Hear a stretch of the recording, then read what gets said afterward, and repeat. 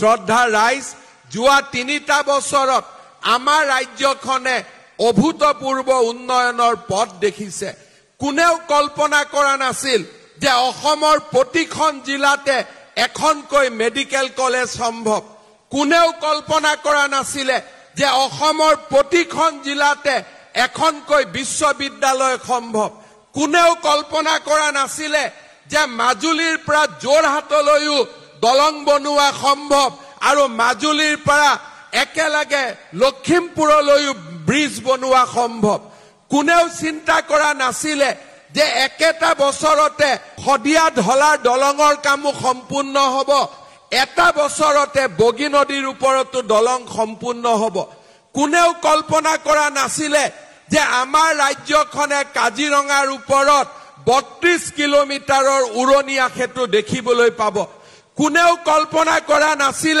যে নুমলীগড়ৰ পৰা গোলাঘাটৰ কমাৰ বন্ধলৈ ব্ৰহ্মপুত্ৰৰ তলেদি সুৰংগ ৰেল আৰু গাড়ী যাব পৰা সুৰংগ নিৰ্মাণ হ'ব কোনেও কল্পনা কৰা নাছিল যে কলিয়া ভুমুৰা দলঙৰ লগত আৰু এখন দলং নতুনকৈ নিৰ্মাণ হ'ব এই কথাবোৰ আমাৰ কল্পনাৰ অগোচৰ আছিল কিন্তু কল্পনাৰ অগোচৰ কিয় আছিল কাৰণ আমাৰ মাজত এছাম ব্যক্তি আছিল যিসকলে আমাক বিশ্বাস কৰাইছিল যে অসমক কোনোবাই শোষণ কৰে কিন্তু কোনেও বিশ্বাস কৰা নাছিল যে অসমে নিজৰ ভৰিৰ ওপৰত নিজৰ থিয় দিব পাৰে কোনেও কল্পনা কৰিব পৰা নাছিল যে এখন আত্মবিশ্বাসী অসমক সমগ্ৰ ভাৰতবৰ্ষই সমৰ্থন কৰিব কোনেও কল্পনা কৰা নাছিল যে এখন বিদ্যানুৰাগী সাংস্কৃতিক প্ৰেমী ৰাজ্যক সমগ্ৰ ভাৰতবৰ্ষই থিয় হৈ সমৰ্থন কৰিব প্ৰধানমন্ত্ৰী নৰেন্দ্ৰ মোদী ডাঙৰীয়াক মই সাক্ষাৎ কৰিছিলো বিশ্ব ঐতিহ্যৰ ক্ষেত্ৰৰ বাবে দুটাকৈ নাম আছিল তেখেতৰ বাৰাণসী সমষ্টিৰ সাৰনাথ আৰু চৰাইদেউ ঐতিহ্য ক্ষেত্ৰ প্ৰধানমন্ত্ৰী ডাঙৰীয়াক মই কৈছিলো যে 600 বছৰীয়া আহোম সাম্ৰাজ্যৰ স্বীকৃতিৰ প্ৰয়োজন আপুনি চৰাইদেউ কেইবাৰ পঠাওক প্ৰধানমন্ত্ৰী ডাঙৰীয়াই এটাও শব্দ প্ৰতিবাদ নকৰাকৈ চৰাইদেউক ভাৰতৰ একমাত্ৰ বিশ্ব ঐতিহ্য ক্ষেত্ৰ ৰূপে তেখেতে মনোনীত কৰিছিল কোনেও কল্পনা কৰা নাছিল যে অসমৰ শৌৰ্য বীৰ্যৰ প্ৰতীক লাচিত বৰফুকনৰ গ্ৰন্থ ভাৰতৰ 26টা ভাষালৈ ৰূপান্তৰ হ'ব পাৰে কোনেও কল্পনা কৰা নাছিল যে হোলোঙা পাৰত লাচিতৰ সেই সুবিশাল প্ৰতিমূৰ্তি নিৰ্মাণ হ'ব পাৰে কোনেও কল্পনা কৰিব পৰা নাছিল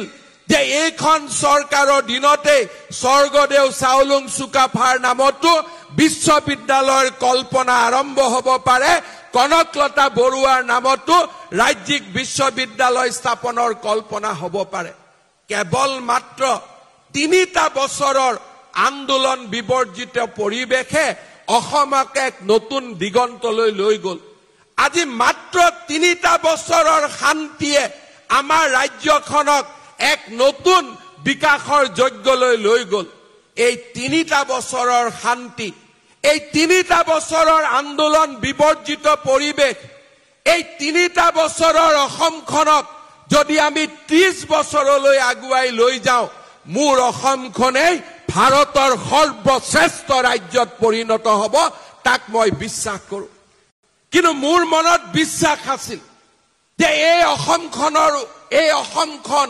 ৰত্নগৰ্ভা অসম এই অসমৰ মাজত অযুত সম্ভাৱনা লুকাই আছে অসমীয়াই দিগ্বিজয় কৰিব পাৰে কিন্তু যোৱা কেইটামান দশকৰ আন্দোলনমুখী পৰিৱেশ ধন বৰঙণি সংগ্ৰহৰ পৰিৱেশে আমাৰ ৰাজ্যখনৰ ওপৰত এটা প্ৰচণ্ড ঋণাত্মক মানসিকতা নিৰ্মাণ কৰিছিল আজি লাহে লাহে আপোনালোকৰ আশীৰ্বাদত এই ঋণাত্মক মানসিকতাৰ পৰা আমি আঁতৰি গৈছো কোনেও কল্পনা কৰা নাছিল যে অসম চৰকাৰে 1 লাখ চাকৰি 1 টকাও ঘোষ নোখোৱাকৈ দিব পাৰে কোনেও কল্পনা কৰা নাছিল আমাৰ যিবিলাক ৰাজনৈতিক প্ৰতিদ্বন্দ্বী আছিল তেওঁলোকে প্ৰেছ কনফাৰেন্স কৰিছিল কেতিয়া দিব চাকৰি এতিয়া অসমৰ উজ্জ্বল মুখৰ ডেকা লৰা ছোৱালীবিলাকে প্ৰমাণ কৰে যে এইখন চৰকাৰে যি কয় তাক হাতে কামে কৰাৰ শক্তি এইখন চৰকাৰৰ আছে।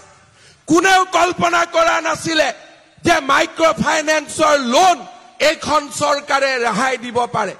কোনেও কল্পনা কৰা নাছিলে যে আত্মসহায়ক গোটৰ প্ৰতিগৰাকী সদস্যৰ বেংক একাউণ্টলৈকে 10,000কৈ টকা পঠোৱাৰ বাবে মহিলা উদ্যমিতা আঁচনি এইখন চৰকাৰে গ্ৰহণ কৰিব পাৰে।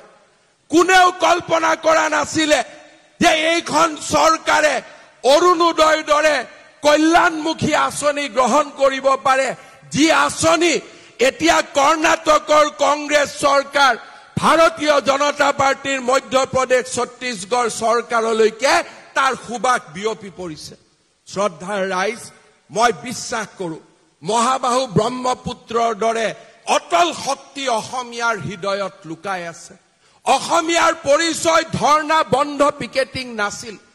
অসমীয়াৰ পৰিচয় আছিল ৰুদ্ৰসিংহৰ দৰে স্বৰ্গদেউ। অসমীয়াৰ পৰিচয় আছিল লাচিত বৰফুকনৰ দৰে পৰাক্ৰমী বীৰৰ। অসমীয়াৰ পৰিচয় আছিল চিলাৰাইৰ দৰে জগত সভা জয় কৰিব পৰা বিশ্ববিজয়ী ব্যক্তিত। মই বিশ্বাস কৰো আধুনিক যুগত বিজ্ঞান প্ৰযুক্তিবিদ্যাৰে আমি ভাৰত জয় কৰিব পাৰো।